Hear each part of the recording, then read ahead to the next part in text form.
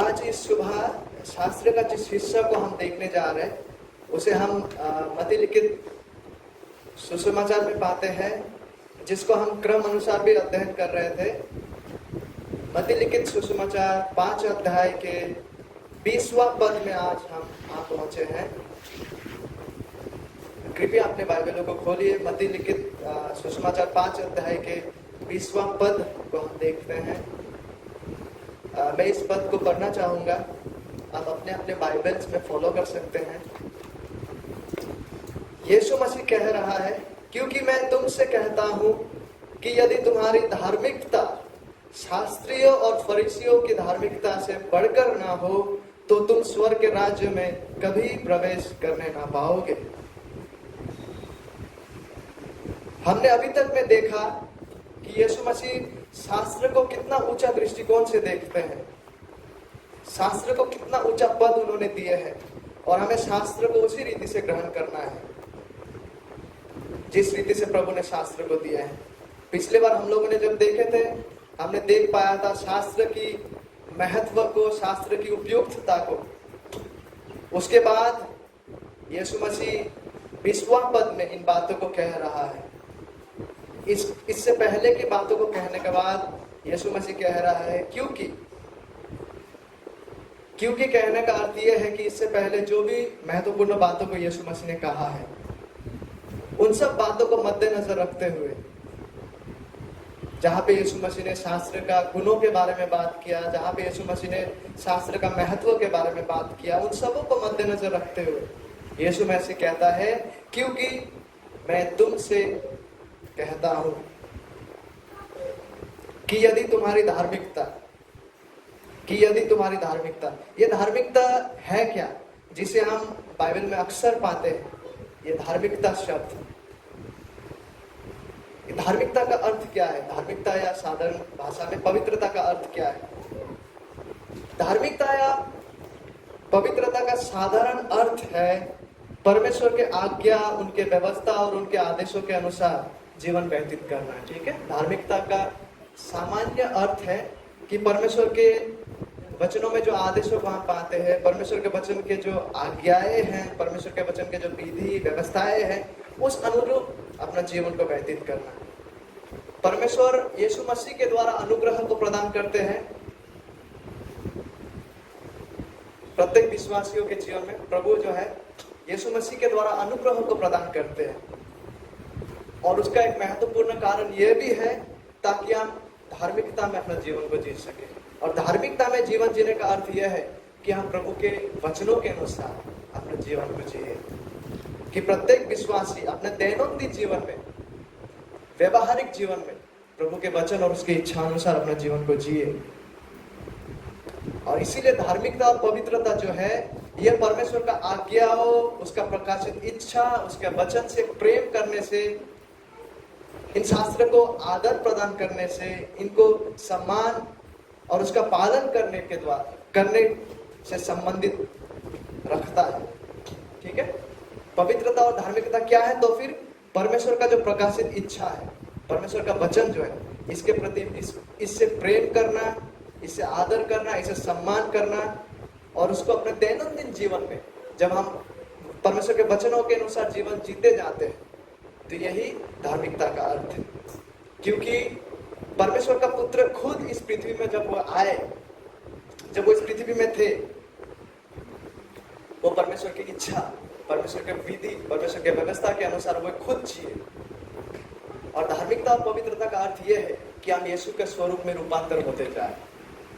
और यीशु का स्वरूप में रूपांतर होते जाने का अर्थ यह भी है कि हम परमेश्वर के वचन के अनुसार अपने जीवन को जीने लगे। इसलिए कितना सुंदर भजन आज पढ़ा गया जो परमेश्वर का वचन पे केंद्रित था, जो परमेश्वर का वचन से संबंधित था। ठीक है, तो धार्मिकता और पवित्रता जो है वो परमेश्वर का वचन और उसका आज्ञाओं को पालन करने से संबंधित है। परमेश्वर की इच्छाओं के अनुसार, जो प्रकाशित इच्छा है उसके वचनों में, उस अनुसार जीवन को जीने से संबंधित है। और इन्हीं बातों को कहने के साथ साथ, ठीक है, जब यीशु मसीह इन बातों को कह रहा है, जब यीशु मसीह यहाँ पे धार्मिकता के बातों को कह रहा है, इस बातों को करते समय यीशु क्या करते? यीशु यहाँ पे शास्त्रियों और फरीसियों की बात को भी वो करते थे। यीशु मसीह जब धार्मिकता का बात को कर रहा होता है यहाँ पे, वो शास्त्रियों और फरीसियों का बात को भी वो जिक्र करते हैं यहाँ पे, क्योंकि उस समय लोगों का दृष्टिकोण से शास्त्री और फरीसी लोग जो थे वो सबसे अधिक पवित्र और सबसे अधिक धार्मिक दिखाई पड़ता था।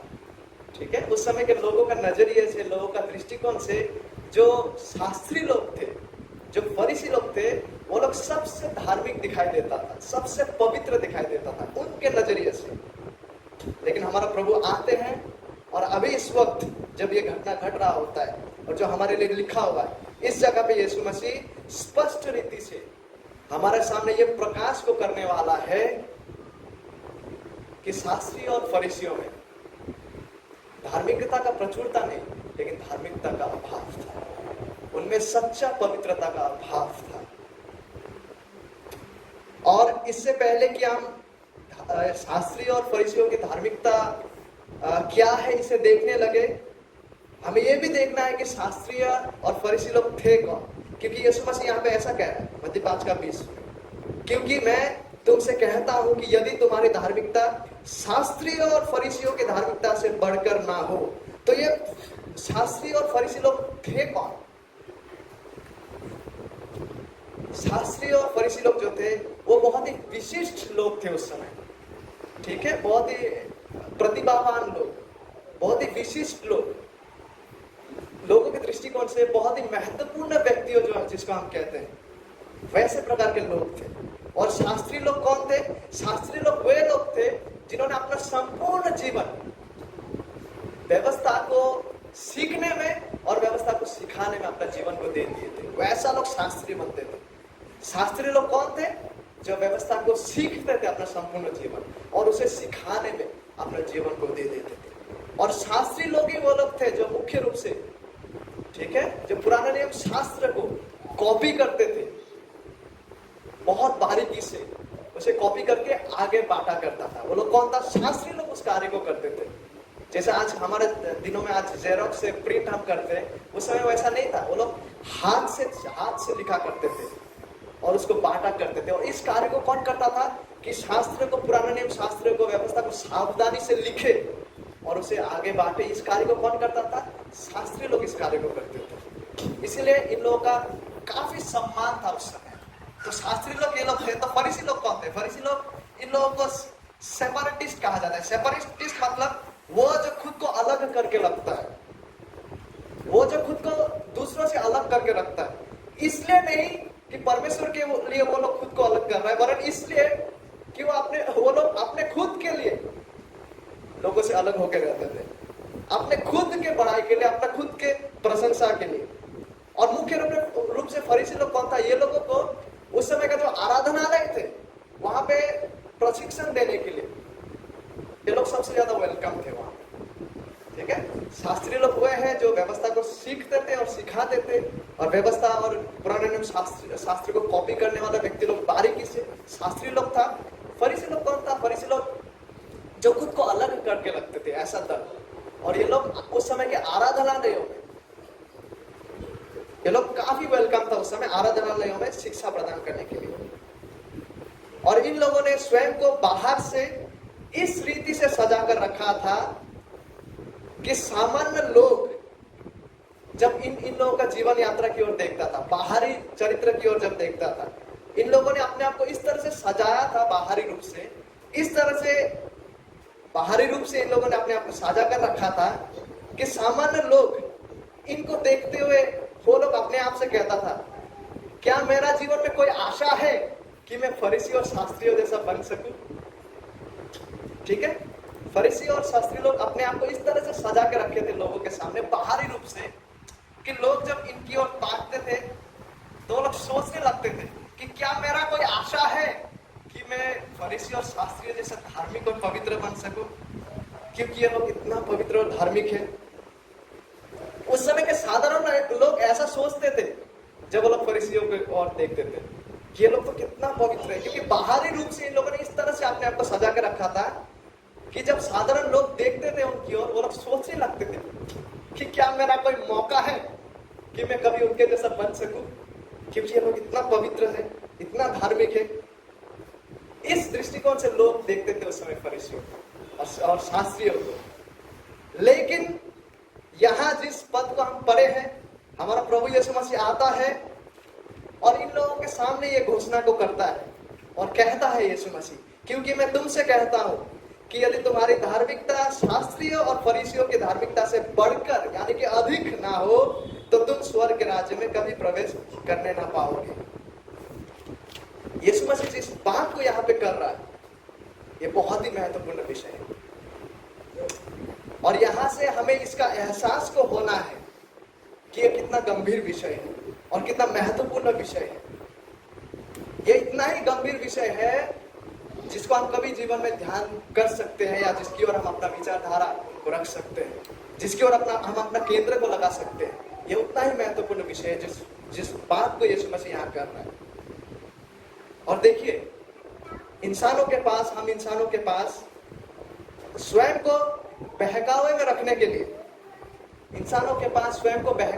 रखने के लिए, स्वयं को खुद को भ्रम में रखने के लिए वास्तविक और भयानक संभावना और एक प्रकार का स्वभाव है। आम इंसानों के पास अपने आप को धोखे में रखने के लिए, वहम में रखने के लिए एक प्रकार का भयानक स्वभाव भी है और संभावना भी है।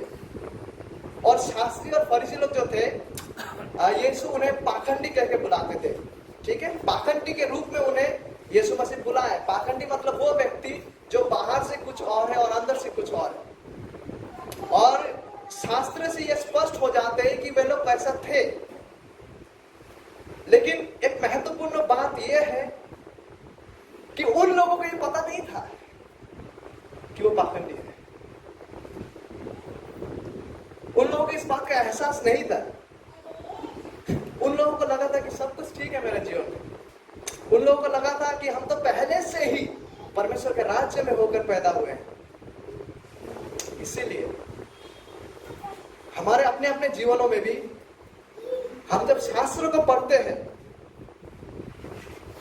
इस प्रकार का खतरा, खुद को वहम और भ्रम में रखने का खतरा का याद दिलाया बिना हम शास्त्र को नहीं पढ़ सकते।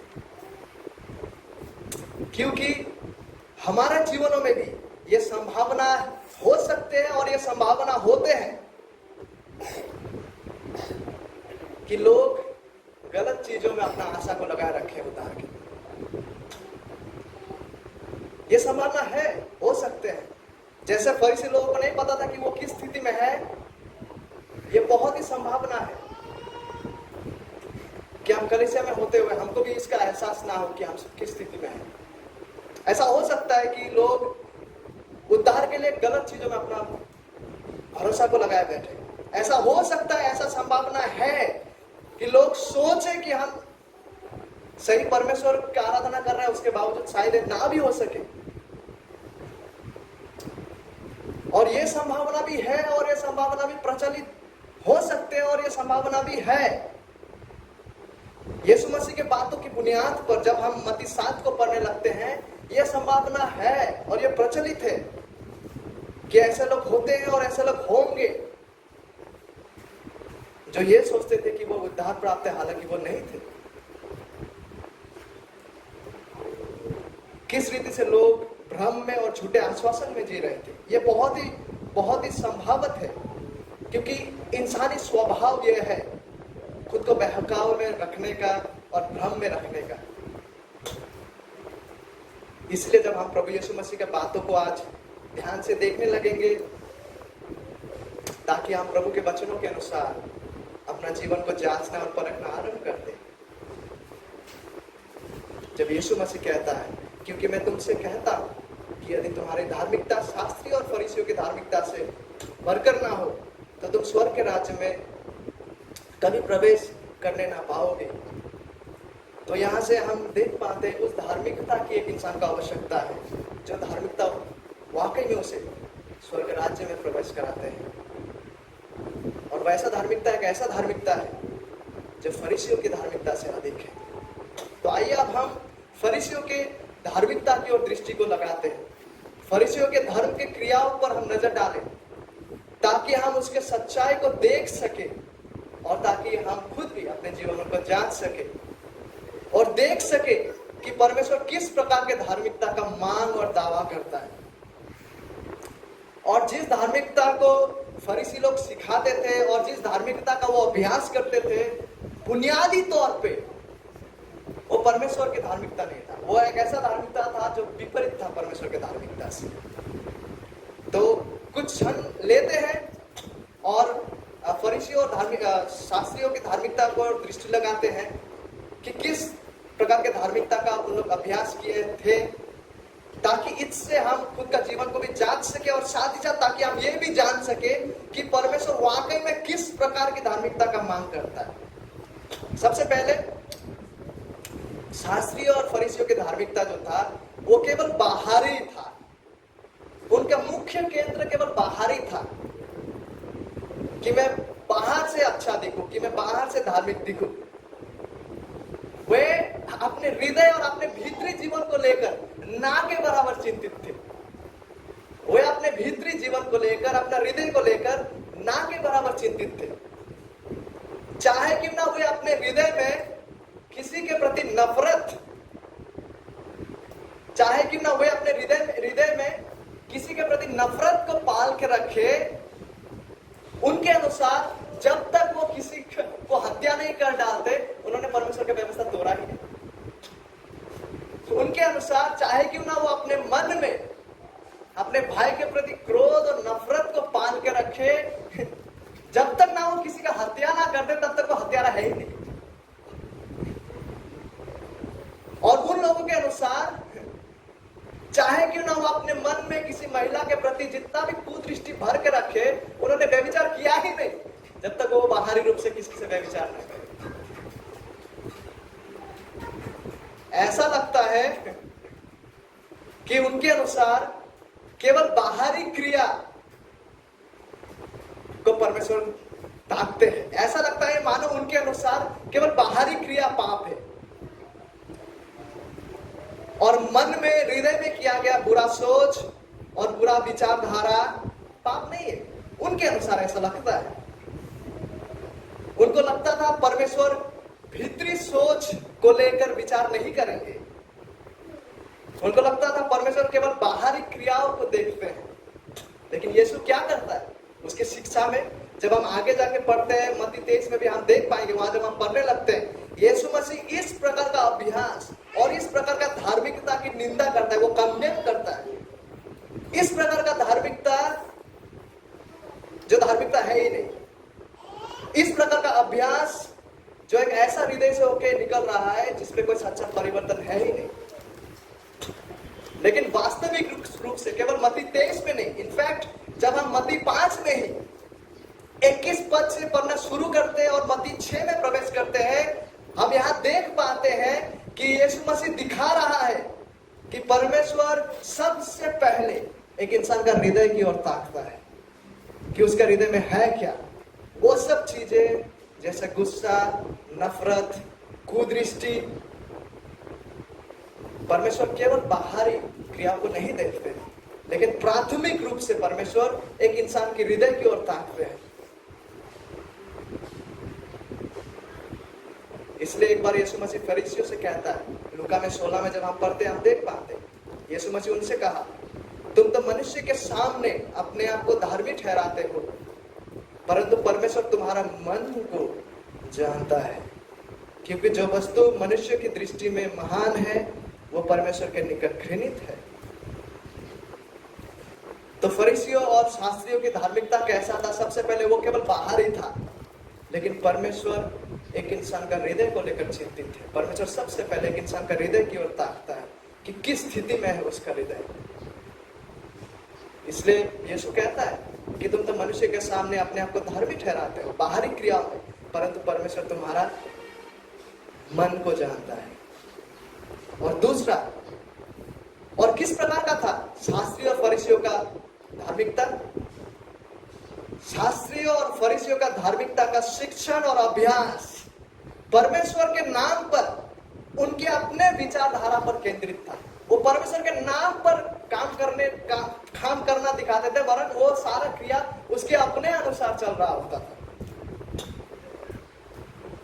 उन लोगों ने शास्त्र का अर्थ को, ठीक है, शास्त्र का शब्द और शास्त्र का अर्थ को लिया और उसमें जैसा वो चाहते हैं वैसा अर्थ लगाते थे। अपने मानवीय विचार, सोच, फिलोसॉफी, कल्पना के अनुसार परमेश्वर का शास्त्र का वो लोग व्याख्या करते थे, परमेश्वर के अनुसार नहीं, लेकिन उसको जैसा अच्छा लगता है उस रीति से तोड़ मरोड़ के परमेश्वर के नाम लेकर अपने ही विचारधारा पर उन लोग का धार्मिकता केंद्रित था।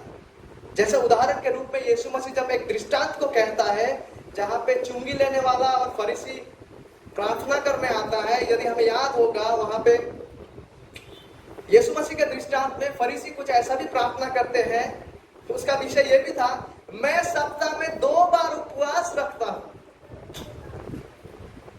वो लोग इसका अभ्यास को करता था और इसमें अहंकार भी करता था। और ये जो रीति और नियम था इसको उन्होंने खुद ने बनाया था परमेश्वर के नाम, क्योंकि पुराना नियम पवित्र शास्त्र में हम कहीं भी नहीं देख पाते कि परमेश्वर ने हफ्ता में 2 बार उपवास करने के लिए आदेश को दिया था ना। तो इनका धार्मिकता और अभ्यास कैसा था? परमेश्वर के नाम पर उनके अपने विचारधाराओं पर केंद्रित था। परमेश्वर का शास्त्र का अर्थ को जैसे वे चाहते थे अपने विचारधारा और कल्पना के अनुसार तोड़ मरोड़ कर लोग व्याख्या करते थे। केवल उतना ही नहीं, शास्त्री और फरीसियों का धार्मिकता आत्म केंद्रित था। एक ऐसा धार्मिकता जिसे आत्म धार्मिकता कहते हैं, क्योंकि उनके द्वारा किया गया अभ्यास, उनका धार्मिकता उनका खुद से उत्पन्न किया गया धार्मिकता था, और एक ऐसा धार्मिकता था जो वो खुद अपने ही प्रशंसा और महिमा के लिए करते थे। उन लोगों का सिस्टम को उन लोगों ने इस रीति से बनाया था जो बाइबल आधारित नहीं था, शास्त्र केंद्रित नहीं था, और उन लोगों ने इस तरह से इस रिवाज को बनाया था और इस तरह से अपना धार्मिकता को बाहरी रूप से अभ्यास करता था ताकि लोगों को दिखाने के द्वारा वो इस पर घमंड कर सके और अपनी बड़ाई कर सके। आत्म केंद्रित था, खुद से उत्पन्न किया गया था और अपने ही प्रशंसा के लिए बनाया गया था। लेकिन एक सच्चा धन्य व्यक्ति जिसको सच में परमेश्वर धन्य ठहराते, वो क्या करता है? वो कैसा व्यक्ति है? वो वैसा व्यक्ति है जो अपने जीवन का सच्चाई को अनुभव कर पाते हैं। वो वैसा व्यक्ति है जो अपने आत्मा में दिनहीनता को पहचानते हैं और उपलब्ध करते हैं। वो वैसा व्यक्ति है जो अपने पाप के प्रति शोक करते हैं। वो वैसा व्यक्ति है जो परमेश्वर के धार्मिकता के लिए भूखे और प्यासे हैं। और पौलुस जब इजरायलियों का जीवन यात्रा को देखे, जब पौलुस ने फरीसियों का, शास्त्रियों का और इजरायलियों का कंप्लीट उनका जो शरीर में जो भाई लोग थे उनकी ओर जब पौलुस ताकते हैं, उनके उद्धार के लिए वो प्रार्थना करते हैं। और उनके उद्धार के लिए प्रार्थना करते हुए पौलुस ऐसा कहते हैं रोमी में, क्योंकि वे जो उसके भाई लोग के शरीर में, जिसमें फरीसी लोग शामिल है, इजरायली लोग शामिल है, वो उनके उद्धार के लिए प्रार्थना करते हुए ऐसा कहते हैं, क्योंकि वे परमेश्वर की धार्मिकता से अनजान होकर और अपनी धार्मिकता स्थापित करने का यत्न करके परमेश्वर के धार्मिकता के अधीन ना हुए। वे लोग परमेश्वर के धार्मिकता के अधीन ना हुए, इसका मतलब वो लोग खोए हुए स्थिति में है। इसलिए पौलुस उनके उद्धार के लिए प्रार्थना करते हैं। तो अब तक में हमने देखा कि धार्मिकता और पवित्रता का अर्थ क्या है। अब तक में हमने देखा कि शास्त्रीय और फरीसी लोग कौन है, और हमने ये भी देखा कि उनके द्वारा किया गया धार्मिकता का अभ्यास किस प्रकार का था, जिसको यीशु मसीह ने निष्फल ठहराया। और अभी हम इस विषय को भी ताकेंगे कि जिस प्रकार का धार्मिकता का परमेश्वर दावा करते हैं, जिस प्रकार का धार्मिकता का परमेश्वर मांग करते हैं, वो कैसा धार्मिकता है।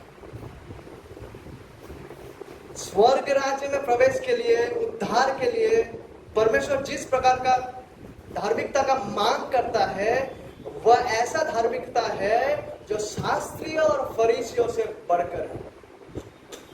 यीशु मसीह कहता है, या फिर जब तक तुम्हारी धार्मिकता शास्त्रियों और फरीसियों की धार्मिकता से बढ़कर ना हो,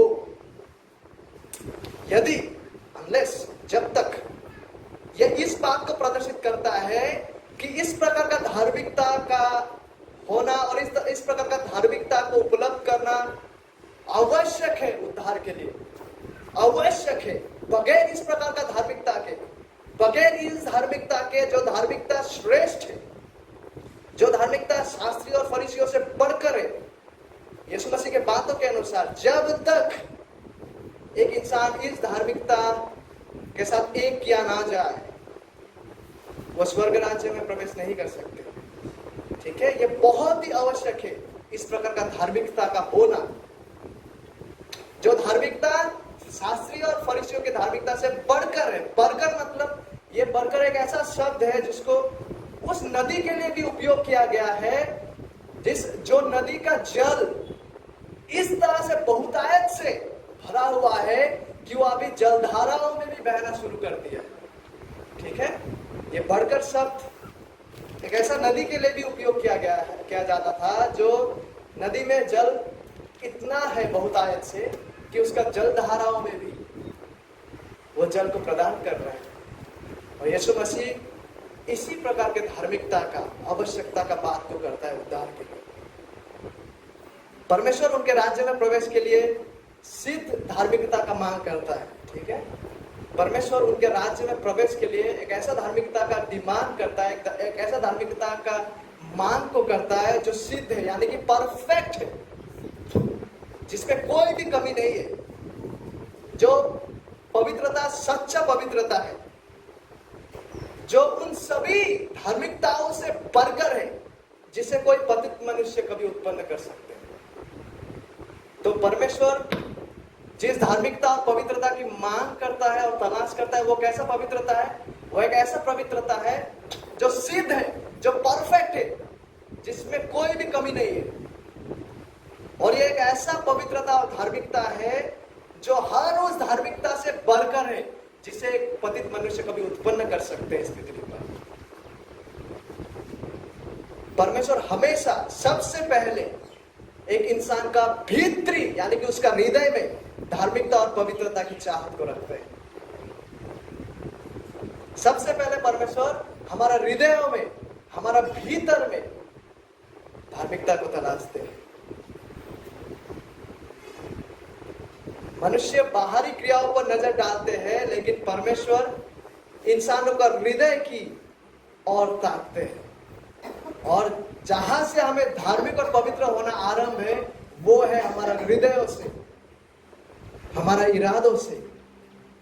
और परमेश्वर ना ही केवल भीतर ताकते हैं, वरन जिस धार्मिकता का परमेश्वर मांग करता है, वो धार्मिकता को होना है सिद्ध, परफेक्ट धार्मिकता का वो मांग करता है। इसलिए यीशु मसीह मत्ती 5 में आगे जब हम पढ़ते हैं, अंत की पदों में आप पाएंगे कि सिद्ध बनो, क्योंकि तुम्हारा स्वर्गीय पिता क्या है? सिद्ध है। परमेश्वर के राज्य में प्रवेश के लिए हमें वैसा धार्मिकता और पवित्रता चाहिए जैसा स्वयं उस राज्य के राजा सा है। सिद्ध बनो क्योंकि तुम्हारा स्वर्गीय पिता सिद्ध है। तो हमें वो धार्मिकता की आवश्यकता है परमेश्वर के राज्य में प्रवेश के लिए।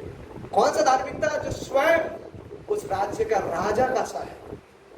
इसलिए देखिए, ये जो मान है, वो जो धार्मिकता है, वो असीम रूप से बढ़कर है। वो इतना ऊंचा है, असीम रूप से, इन्फिनिट रूप से, कि पृथ्वी के सबसे आत्मधार्मिक व्यक्ति भी कभी दावा नहीं कर सकेंगे कि वो धार्मिकता उसके पास है, या उस धार्मिकता को वो कभी उत्पन्न कर सकते हैं। तो क्या हम देख पा रहे हैं, परमेश्वर के जो दावाएं हैं वो केवल बाहरी क्रियाओं से संबंधित नहीं है। माय डियर फ्रेंड्स, वो सबसे पहले एक इंसान का भीतरी जीवन से संबंध रखता है, उसका हृदय से, उसका इरादा, उसका सोच से।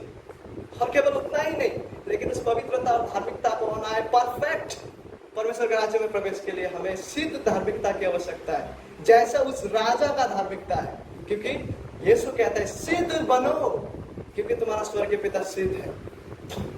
सिद्धता से किसी भी हिस्से से कम अगर होता है, वो धार्मिकता कभी भी प्रवेश नहीं कर पाएगी स्वर्ग और परमेश्वर की उपस्थिति में। तो क्या हम देख पा रहे हैं कि जो मांग है वो कितना ऊंचा है?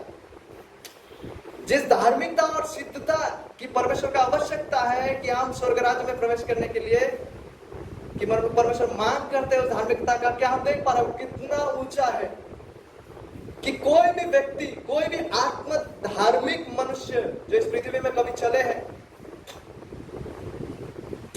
पतित आत्म धार्मिक मनुष्य,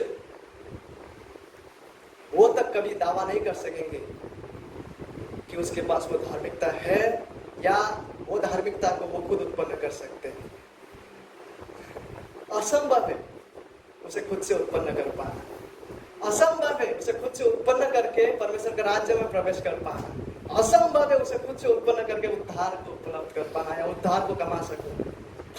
इसीलिए ऐसा असंभव, अनहोना, इम्पॉसिबिलिटी को देखते हुए यीशु मसीह का चेला लोग एक बार यीशु मसीह से पूछते हैं, तो भी किसी का उद्धार कैसे हो सकता है? अगर ये इतना ही अनहोना और असंभव है मनुष्य की ओर से, तो किसी का उद्धार भला कैसे हो सकते हैं? तब यीशु मसीह उनसे जवाब को देता है, जिसे हम मत्ती में ही जब 19 में पढ़ते पाते, यीशु मसीह कहता है, मनुष्य से तो ये नहीं हो सकता, परंतु परमेश्वर से सब कुछ हो सकता है। जो मनुष्य की ओर से असंभव है वो परमेश्वर से संभव है। इसीलिए जो परमेश्वर इस प्रकार का सिद्ध धार्मिकता और पवित्रता का मांग करता है ना, वही वो है जो उस धार्मिकता को प्रदान भी करता है, वही वो है जो इस तरह का सिद्ध पवित्रता को प्रदान भी करता है। वो राजा जो स्वर्ग राज्य में प्रवेश का मार्ग को बताता है, वही वो राजा है जो स्वयं उस राज्य में प्रवेश का एकमात्र मार्ग बन जाता है। यीशु मसीह कहता है कि मार्ग, सत्य और जीवन नहीं हो, बिना मेरे द्वारा कोई पिता के पास नहीं पहुंच सकता। उस राज्य का राजा ने उस धार्मिकता का आवश्यकता और मांग को लोगों के सामने रखते हैं, जो लोगों की ओर से असंभव है उसे पाना, लेकिन साथ ही साथ वो राजा क्या करते हैं, वो खुद उसे प्रदान भी करते हैं हर वो लोगों को जो उस राजा के अनुसार उस राज्य में प्रवेश करने के लिए इच्छुक है। और ये कैसे होते हैं? कैसे होते हैं कि हम उस राजा के अनुसार, उस राजा के द्वारा उस राज्य में प्रवेश करते हैं, जबकि हमारे पास वो धार्मिकता है ही नहीं? ये कैसे संभव है? ये होता कैसा है? ये परमेश्वर की ओर से संभव है। कैसे संभव है? आइए इसके लिए एक पद को पढ़ते हैं। कृपया अपने बाइबल को खोलिए, हम अपने आंखों से देखेंगे। गलातियों 2:16 पद को हम पढ़ते हैं। गलातियों 2:16 पद, यदि उद्धार को खुद से कमा पाना असंभव है, यदि परमेश्वर का राज्य में खुद से मनुष्य के लिए, पतित मनुष्य के लिए प्रवेश करना असंभव है, तो फिर कैसे यह संभव है? यह परमेश्वर की ओर से संभव है। और कैसे परमेश्वर इसे कार्यकर करते हैं? आइए पढ़ते। गलातियों 2:16 पद में ये बातें हम पाते। तो भी यह जानकर कि मनुष्य व्यवस्था के कामों से नहीं, हम अपने कार्यों से नहीं, पर केवल यीशु मसीह पर विश्वास करने के द्वारा धार्मिक ठहरता है। हमने आप भी मसीह यीशु पर विश्वास किया कि हम व्यवस्था के कामों से नहीं, पर मसीह पर विश्वास करने से धार्मिक ठहरे, इसलिए कि व्यवस्था के कामों से कोई प्राणी धर्मी ना ठहरेगा। तो ये कैसा संभव है? कैसे कोई व्यक्ति परमेश्वर के राज्य में प्रवेश करते हैं? कैसे कोई व्यक्ति धार्मिक ठहराया जाता है, यद्यपि वो धार्मिकता हम में है नहीं? हमारी ओर से यह असंभव है, यह परमेश्वर की ओर से संभव है। और परमेश्वर इसे कैसा करते हैं? जब कोई व्यक्ति यीशु मसीह में विश्वास करते, वो व्यक्ति धार्मिक ठहरता है। और मसीह के द्वारा धार्मिक ठहराया जाना इस रीति से वो एकमात्र मार्ग है जिससे कोई व्यक्ति कभी धार्मिक ठहर सकते हैं। यीशु मसीह में विश्वास के द्वारा, सच्चा विश्वास के द्वारा। और जब कोई यीशु मसीह को सच्चा विश्वास करते हैं, हम यीशु मसीह के साथ एक किए जाते हैं और उनका धार्मिकता हमें दिया जाता है। परमेश्वर का धार्मिकता हमें दिया जाता है और इसी बुनियाद पर एक व्यक्ति परमेश्वर के सामने, परमेश्वर का दृष्टि में धर्मी ठहरते हैं। इसी बुनियाद पे, स्वयं उस राजा के धार्मिकता के बुनियाद पे, जो वाकई में फरीसी और शास्त्रियों के धार्मिकता से असीम गुना बढ़कर है। और इसको छोड़, इस मार्ग को छोड़ दूसरा कोई भी प्रावधान और मार्ग नहीं है जिसके द्वारा एक व्यक्ति परमेश्वर के राज्य में प्रवेश कर सके या पवित्र परमेश्वर के सामने धार्मिक ठहर सके। क्योंकि मनुष्य के बीच में, स्वर्ग के नीचे मनुष्य के बीच में ऐसा कोई नाम नहीं है जिसके द्वारा किसी को उद्धार मिल सके सिवाय यीशु मसीह। और देखिए, उन पर सच्चा विश्वास करने के द्वारा परमेश्वर का, यीशु मसीह का धार्मिकता हमें दिया जाता है और उसी के बुनियाद पर हम परमेश्वर के राज्य में प्रवेश करते हैं। परमेश्वर की दृष्टि में हम धार्मिक ठहराए जाते हैं। और सच्चा विश्वास जो है, हमेशा से ही ये सच्चा विश्वास जिसे हमें करना है, वो हमेशा से ही वो साधन रहे जिसके द्वारा परमेश्वर मनुष्य को धार्मिक ठहराते हैं। और इस सच्चाई को कि एक व्यक्ति विश्वास के द्वारा धार्मिक ठहराए जाते हैं, इस सच्चाई को शास्त्रियों और फरीसियों को और इजराइल के लोगों को, और विशेष करके शास्त्री और फरीसियों को जान लेना चाहिए था कि हम हमारे क्रियाओं के द्वारा नहीं, वरन परमेश्वर पर, यीशु पर विश्वास करने के द्वारा धार्मिक ठहरते हैं। इस बात को शास्त्री और फरीसियों को जान लेना चाहिए था, क्योंकि सच्चा विश्वास हमेशा से, ना ही केवल नया नियम में लेकिन पुराने नियम में भी हमेशा से सच्चा विश्वास वो साधन रहे हैं जिसके द्वारा परमेश्वर पतित मनुष्य को धार्मिक ठहराते हैं। इसलिए पौलुस जब उसका यहूदी दर्शकों को लिख रहा होता है पत्री को, रोमियो का, वो कहते हैं पवित्र शास्त्र क्या कहता है, यह कि अब्राहम परमेश्वर पर विश्वास किया और यह उसके लिए धार्मिकता गिना गया।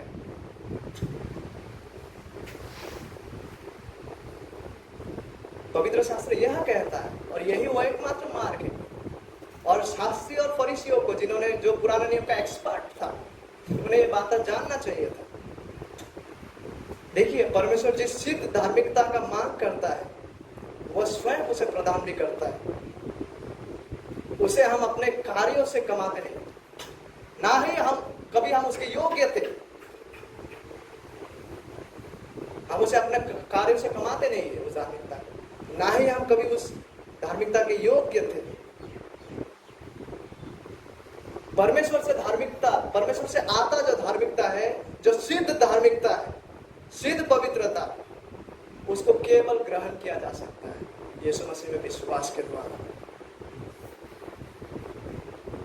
परमेश्वर सिद्ध धार्मिकता का मांग करता है और खुद ही यीशु मसीह के द्वारा उस धार्मिकता को प्रदान करता है हर वो व्यक्ति को जो अपना मन में दीन है, अपने पाप के प्रति शोक करते हुए उस धार्मिकता का मुख्य अभ्यास करें। और जो व्यक्ति लोग सच्चा विश्वास के द्वारा मसीह में है, पौलुस ऐसा बातों को कहता है, मसीह हमारे लिए ज्ञान ठहरा, मसीह हमारे लिए ज्ञान ठहरा, पौलुस कहता है, अर्थात धार्मिकता और पवित्रता और छुटकारा। मसीह हमारे लिए ज्ञान ठहरा, अर्थात धार्मिकता और पवित्रता और छुटकारा। पहला कोरिन्थियों में पौलुस इन बातों को करता है। लेकिन ये बहुत ही दुख भरा और शोकपूर्ण वास्तविकता है और काफी प्रचलित है कि आज शास्त्री और फरीसियों जैसा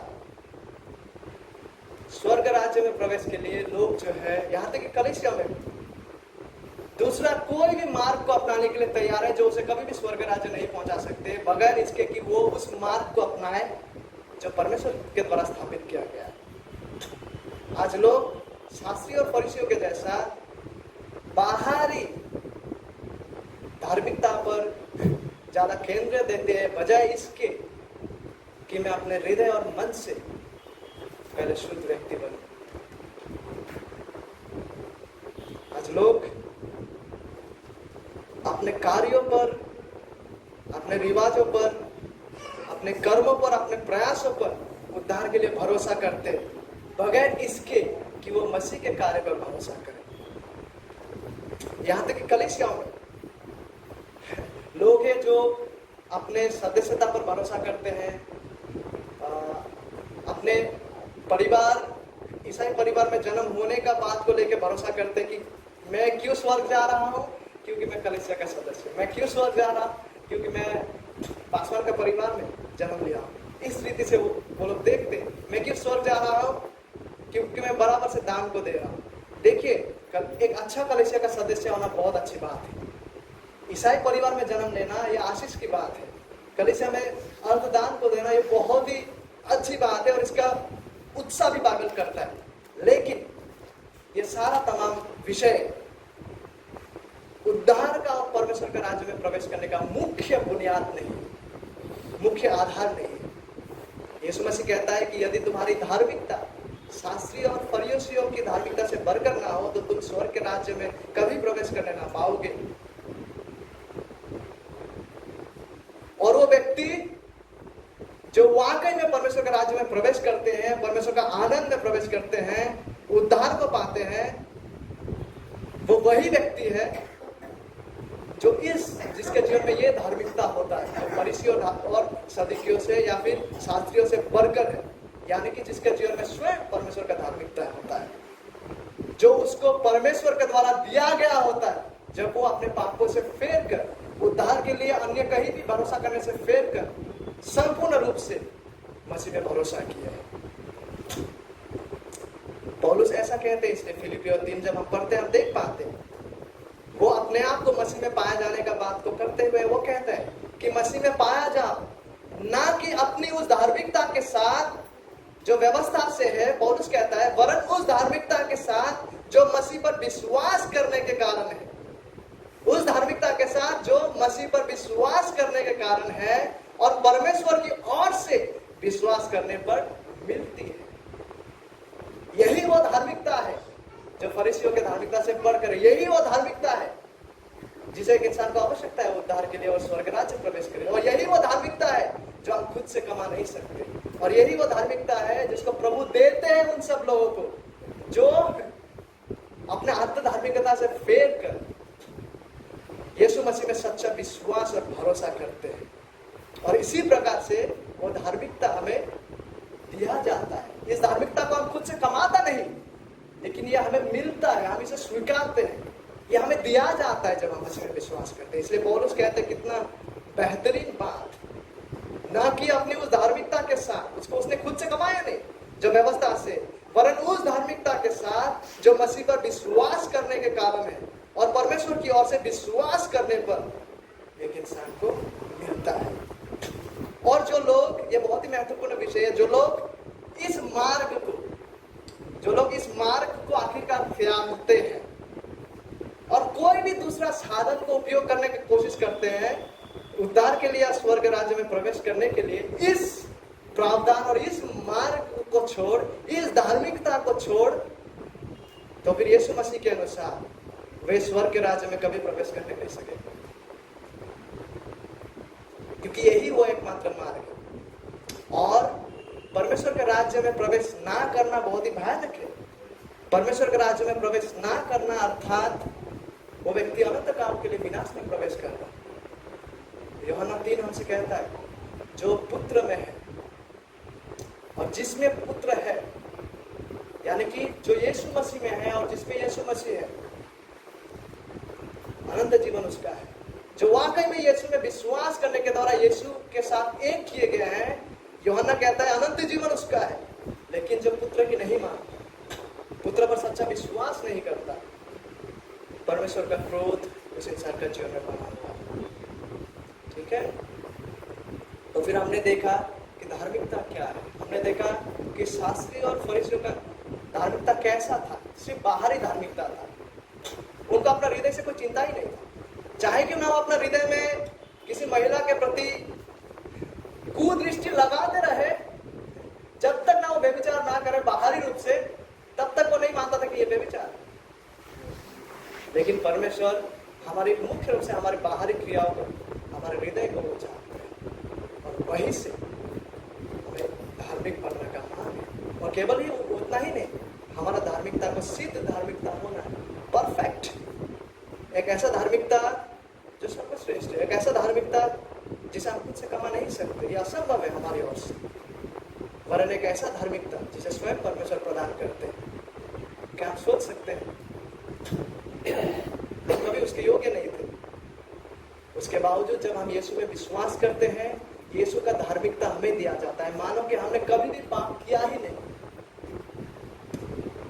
जो व्यक्ति यीशु में है, जब परमेश्वर उस व्यक्ति की ओर ताकता है तो यीशु मसीह का जीवन यात्रा को उसमें देख पाता।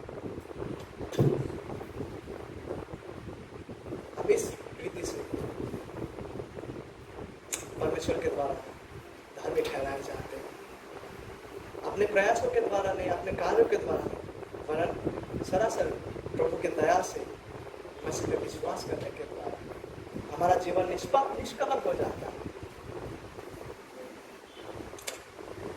और इसी रूप से एक व्यक्ति जो है परमेश्वर के राज्य में प्रवेश करते हैं, परमेश्वर का के द्वारा धार्मिकता दिया जाकर उद्धार पाते हैं। और इस मार्ग को छोड़ दूसरा कोई भी मार्ग नहीं है कि हम परमेश्वर की दृष्टि में धार्मिक ठहर सके। दूसरा कोई भी धार्मिकता नहीं है जिसके बुनियाद पर एक इंसान धार्मिक ठहर सके। लेकिन एक महत्वपूर्ण सवाल यह है कि हम कैसे जानेंगे एक तो फिर कि हमने वाकई में विश्वास किया है, हम कैसे जानेंगे कि हम वाकई में परमेश्वर के स्वर्ग के राज्य के नागरिक हैं, हम कैसे जानेंगे कि हमें वाकई में धार्मिक ठहराया गया।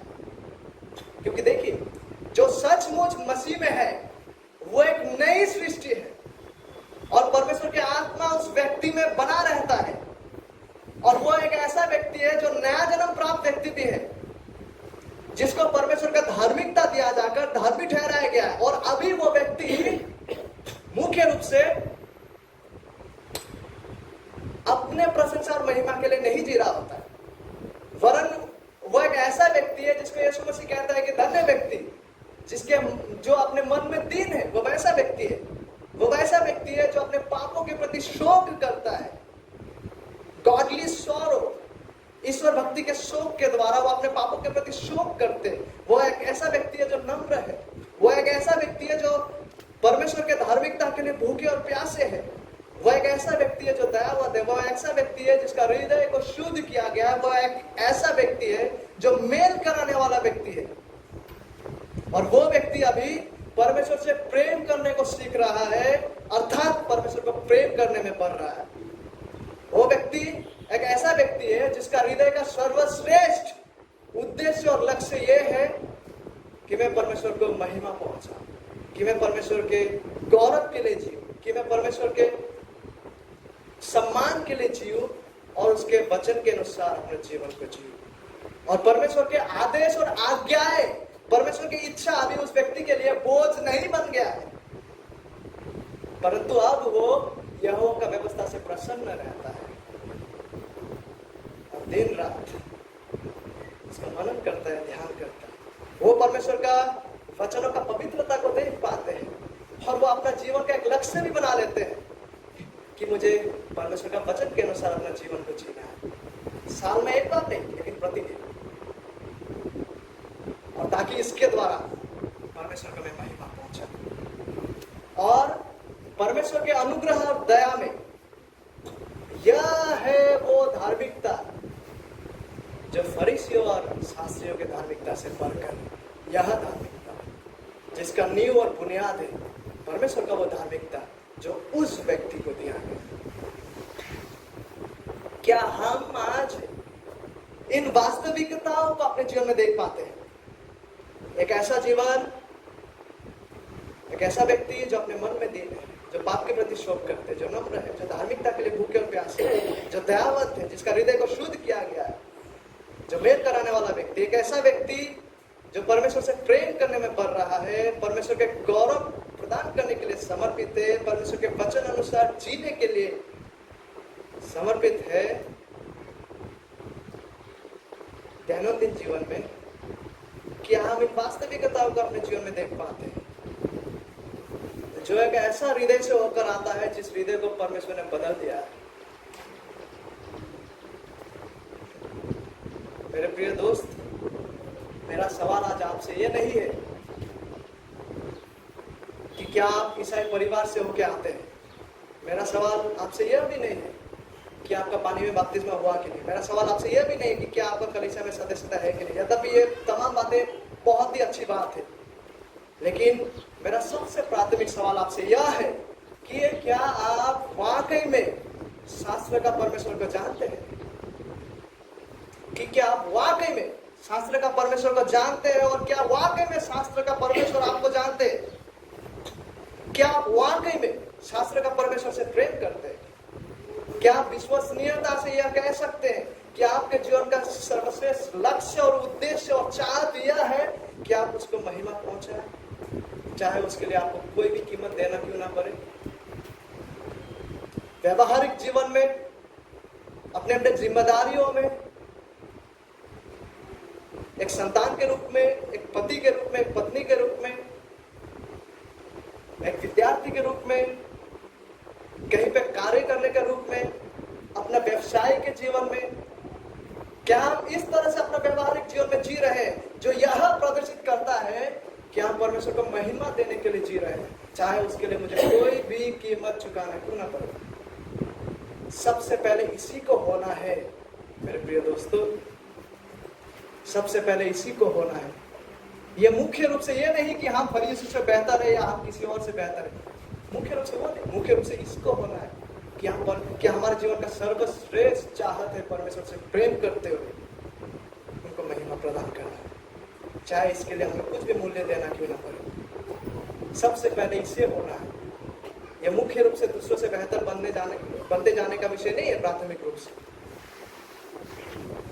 वरन हमारा हृदय का बदल दिया जाकर, हमें नया जन्म दिया जाकर, परमेश्वर का धार्मिकता हमें दिया जाकर कि हम ऐसा व्यक्ति ठहरे जो यीशु मसीह से सबसे अधिक प्रेम कर रहे हैं, जो यीशु मसीह में संतुष्ट है, जो यीशु मसीह के वचन अनुसार दैनंदिन जीवन में जीते हैं, जिनका सर्वश्रेष्ठ लक्ष्य यह है कि मैं मसीह को महिमा पहुंचाऊं अपने व्यवहारिक जीवन के द्वारा, अपने सोच बोली के द्वारा, अपने दैनंदिन क्रियाओं के द्वारा, ताकि मैं यीशु मसीह को महिमा प्रदान करूं। उस यीशु मसीह को जिसने मनुष्य रूप धारण करके इस पृथ्वी में आए, यद्यपि हम उसके कभी योग्य नहीं थे, यद्यपि हम अपने पाप में मरे हुए स्थिति में थे, उसके बावजूद वो मसीह जो इस पृथ्वी में आए और हमारे स्थान पर मारा गया, क्या हम इस मसीह को प्रेम करने में बढ़ रहे हैं अपने दैनंदिन जीवन? क्या हमारा जीवन यात्रा यह प्रदर्शित करता है कि हम वाकई में इस मसीह से प्रेम करते हैं और इनको महिमा प्रदान करने के लिए अपना जीवन को जी रहे हैं? इस शास्त्र का यीशु मसीह जिसने हमसे प्रेम किया और हमारे लिए अपने आप को दे दिया। आइए प्रार्थना